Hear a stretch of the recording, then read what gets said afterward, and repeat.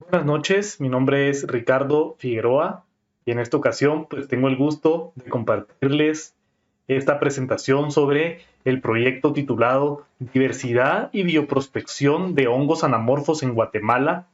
Realmente este es un proyecto que ha constado de varias fases.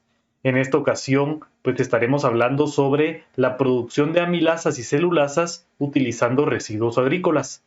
Cabe resaltar que todas las fases de esta investigación han sido cofinanciadas por la Dirección General de Investigación y ha participado pues toda una serie de investigadores que han hecho posible este proyecto de investigación. Para comenzar, daremos una pequeña introducción sobre qué son los hongos anamorfos. Realmente estos son microorganismos pertenecientes al reino fungi y al dominio Eucaria y se han hecho estimaciones a lo largo del tiempo. Una de las más aceptadas es que existen aproximadamente 2.600 géneros que se dividen en 15.000 especies distintas de hongos anamorfos. Los hongos anamorfos también se caracterizan por tener una reproducción asexual exclusivamente en algunos casos y en otros pueden alternar con una reproducción sexual. Y también pues es importante mencionar que son microscópicos, por lo tanto van a producir cuerpos fructíferos también microscópicos, que son útiles para poder identificarlos. Y además, pues esto conlleva la utilización de equipo especializado, tales como microscopios y estereoscopos para poder trabajarlos. La importancia que tienen estos microorganismos, pues no solo desde el punto de vista ecológico, que juegan un papel muy importante para el mantenimiento de los bosques, por ejemplo, también son importantes para la humanidad, ya que podemos obtener bienes y servicios a través o a partir de ellos.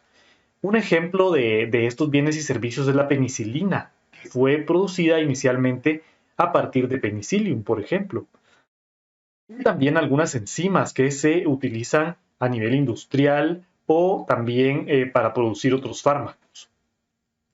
Sin embargo, pues hay una desventaja, es que en países como Guatemala, donde tenemos unas condiciones climáticas favorecidas para el desarrollo de estos microorganismos, pues no se ha estudiado mucho la diversidad que hay de hongos anamorfos y por lo tanto tampoco el potencial que pueden tener para generar bienes para el ser humano. Tenemos entonces algunos otros compuestos que se pueden producir a partir de los hongos anamorfos. Ya había mencionado la producción de enzimas, por ejemplo, que tienen utilidad en industria tanto de alimentos como de textiles, producción de medicamentos también. También se han extraído compuestos químicos, metabolitos primarios y secundarios y actualmente pues hay una investigación también bastante fuerte en la parte de biocombustibles, ya que los hongos anamorfos pues en su maquinaria enzimática tienen la capacidad de utilizar macromoléculas que no son fácilmente degradables por otro tipo de microorganismos. Y pues los hongos anamorfos van a tener la capacidad de convertir esas macromoléculas en monómeros que ya son fácilmente utilizables, por ejemplo, por levaduras para producir alcohol que finalmente puede servir como biocombustible. El proyecto de investigación, como bien les decía, se ha desarrollado en varias fases. En la primera fase nos dedicamos al aislamiento de cepas nativas. Nos enfocamos en dos localidades de Guatemala. Una se llama Parque Ecológico Senderos de Alush y la otra el Astillero Municipal de Tecpan. En estas dos localidades nosotros logramos aislar 57 géneros y especies de hongos anamorfos distintas y pues también nosotros evaluamos los factores ambientales que podían influenciar la presencia o el desarrollo de estos microorganismos. Y aquí fue muy interesante encontrar que la humedad del ambiente y la de la hojarasca, ya que pues, nos estamos enfocando en microorganismos saprobios, degradadores de material vegetal, estos dos factores fueron los que pues, principalmente influencian la presencia de estos microorganismos. En la fase 2, nosotros evaluamos el potencial que tenían estas 57 cepas y lo hicimos desde varios frentes distintos. Uno de ellos fue probar la actividad antibacteriana contra gram negativos, no fermentadores y gram positivos, utilizando extractos crudos del desarrollo de estos hongos, y probamos pues o encontramos más bien actividades contra E. coli, Pseudomonas aeruginosa y Staphylococcus aureus. También en otra fase o en otra parte de este proyecto pues encontramos que son capaces de producir diversas enzimas, entre ellas lacasas, proteasas, amilasas, celulasas, lipasas y lecitinasas, donde nos llamó la atención principalmente la producción de amilasas y la de celulasas, ya que se encontró un 92.5 y 95% de hongos respectivamente con esta capacidad de producción de estas enzimas. Además, otro de los flancos fue la solubilización de fósforo, donde pues encontramos que el 67.5 de las cepas eran capaces de tomar ese fósforo no soluble y pues hacerlo disponible para el desarrollo de las plantas. Bueno, a raíz de que la producción de celulasas y amilasas resultó tan positiva, pues nosotros decidimos plantear la tercera fase del proyecto, donde pues también no solo pensamos utilizar las cepas encontradas en la fase número 1, sino que también aprovechar los residuos agrícolas que son tan abundantes en Guatemala y darles un valor agregado al intentar pues producir amilasas y celulasas, las cepas que aislamos, y pues después lograr pues desarrollarlas a partir de salvado de arroz, que es el primer objetivo específico, y también determinar el efecto que puede tener la inmovilización de estas enzimas en alginato de sodio, ya que pues, la inmovilización permite alargar el tiempo de vida y dar otros factores de protección a las enzimas para pues, que sean más rentables a la hora de utilizarlas a nivel industrial.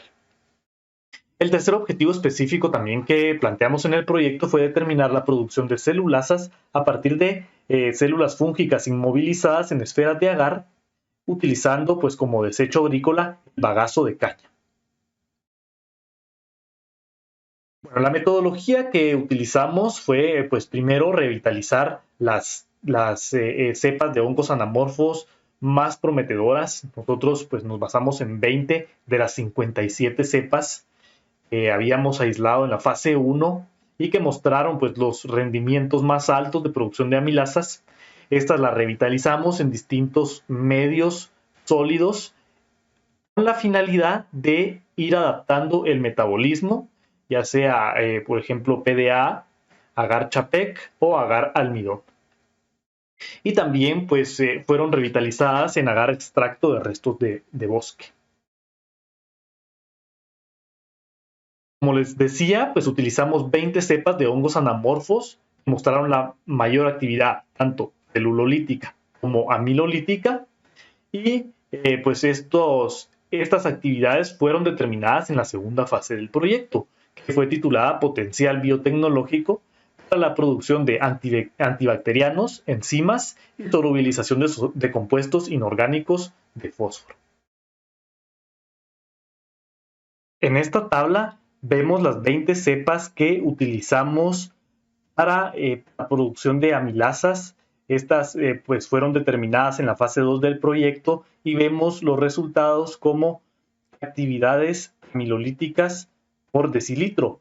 Por ejemplo, tenemos hasta arriba en la tabla a la cepa llamada Virgaria nigra, que presentó la mayor actividad de 628.34 unidades amilolíticas por decilitro, y junto con Aspergillus niger, pues que produjo 621.30 unidades amilolíticas, pues no presentaron diferencia significativa, es decir, ambas cepas resultaron igual de eficientes en la fase 2 del proyecto. Por eso pues, fueron las primeras dos de elección. Sin embargo, pues aquí pues muestro la tabla donde están las demás cepas que elegimos, donde hay Aspergillus, Beltrania rhombica, distintas cepas de Penicillium, Brachysporiella, Ketopsina espléndida, Pecilomyces, Hyalocéphala humicola, y pues una especie que todavía falta determinar cuál es su género y pues su especie también. En el caso de las celulasas, pues nosotros utilizamos también a Virgaria nigra, que fue la mayor productora, Aquí lo estamos reportando en halos de degradación. Tenemos el diámetro de la colonia, el diámetro del halo, y las siglas RHC es una relación que se saca entre estos dos valores, y pues aquí podemos ver que Birgaria nigra pues presentó la mayor relación halo-colonia, por lo tanto fue la cepa que era más prometedora para la producción de celulasas, aunque también pues se utilizó a Beltrania rómbica, algunas cepas de Penicillium, Coridium, estaquibotrina, también algunas cepas de Pecilomyces, una cepa de Tosetela nivea, también se utilizó Cladosporium y Ketoxina espléndida, y también pues Beltrania kerna con un halo de 144.69, una relación halo-colonia. Sin embargo, pues bueno, estas fueron las 20 cepas de elección que tuvimos para la producción de celulasas. La metodología para este proyecto de investigación consistió en, primero, para la producción de amilasas, en hacer una solución de esporas en Twin 80 y estas inocularlas en salvado de arroz. La fermentación se llevó a cabo en estado sólido, por la facilidad que representa después la extracción de las enzimas.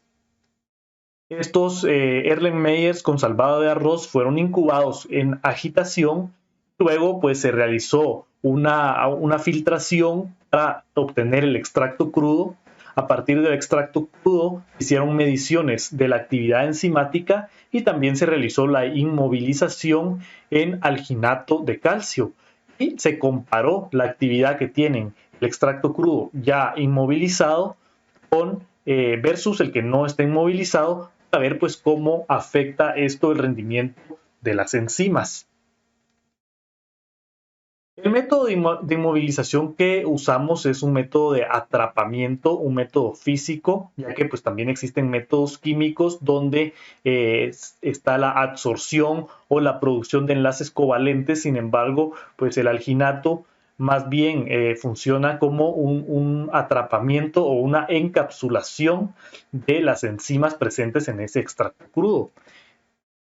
Entonces aquí en pantalla vemos en la diapositiva un ejemplo donde están las macromoléculas de alginato de sodio y cómo se atrapan los iones calcio. En el caso de nosotros, pues lo que se atrapó fueron las enzimas y no los iones calcio. Ese fue el principio en el cual nos basamos. Bueno, la producción de celulasas pues se llevó a cabo de una forma un tanto distinta, ya que las cepas fueron inmovilizadas inicialmente en esferas de agar. Estas esferas de agar fueron incubadas en un medio enriquecido con celulosa proveniente del bagazo de caña. Esto se colocó en agitación y pues a partir de los extractos se hicieron determinaciones con espectrofotómetro para pues dilucidar qué cantidad de enzimas habían presentes en el extracto crudo. El análisis estadístico que se utilizó se basó en un diseño de bloques aleatorios de las 20 cepas nativas. Se realizaron múltiples repeticiones, 5 repeticiones sucesivas, y en ambos casos pues las actividades como en la fase 2 del proyecto también se midieron en unidades internacionales, ya sea unidades amilolíticas o unidades celulolíticas. También pues se evaluó el efecto de la inmovilización, como les mencionaba anteriormente, que hay con las amilasas, es decir, cuál es la diferencia entre una amilasa libre y una amilasa pues inmovilizada en alginato, y pues comparar, ¿verdad? Qué efecto se producía, si seguía pues mostrando la misma actividad o si esta se reducía. Aunque también hay que tomar en cuenta que al estar inmovilizada la enzima presenta otros beneficios, por ejemplo, la posibilidad de reutilizarla o alargar pues su vida útil.